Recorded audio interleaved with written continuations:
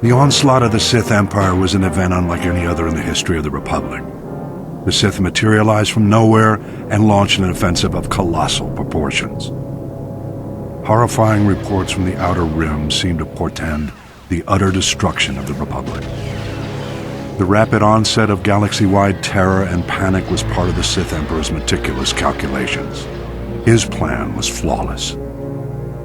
Sith battlecruisers first appeared on the fringes of the Tingle Arm.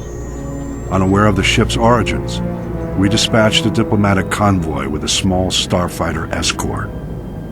The Emperor wanted us to witness the full might of his forces before he attacked. The diplomats had just enough time to transmit images back. Then they were annihilated. Immediately thereafter, the Sith began a full assault on the Republic allies in the Aparo sector, which fell before the Republic fleet even arrived. Then our allies turned on us. The Sith had secretly established puppet governments on Belkanon, Serpenau, and Ruria. The Republic fleet suddenly found itself in enemy territory, fighting desperately on all sides. The Republic rallied every available ship to support the fleet, leaving only a handful of Jedi security ships to patrol Korriban. Regrettably, Korriban fell back into the enemy's hands without the Jedi Council even knowing about it. Overwhelmed and desperate, the Republic fleet scattered, fleeing from the Tingle Arm to avoid complete annihilation. Elsewhere in the Outer Rim, the Sith staged more targeted strikes, destroying our shipyards in the Sluy sector, blockading the Rimma trade route, and seizing control of the rich resources of the Minos cluster. Confused and in complete disarray, Republic forces were unable to respond.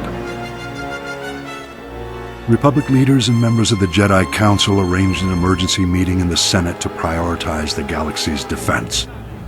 But the session quickly became mired in politics. Irate senators stormed out in protest over decisions which left their representative sectors exposed to attack. Many of the Republic's diplomatic allies refused military support for the greater cause. It was every system for itself. This was perhaps the greatest genius of the Emperor's plot.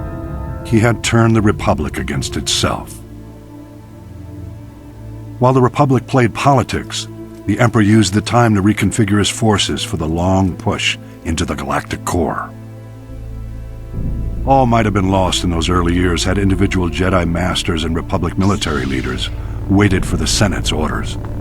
By taking matters into their own hands, they managed to slow the Empire's advances. The attack of the Sith Empire was the most well-orchestrated and carefully coordinated military maneuver in the galaxy's history. Indications suggest the operation took centuries of planning and preparation. I'll elaborate in my next report.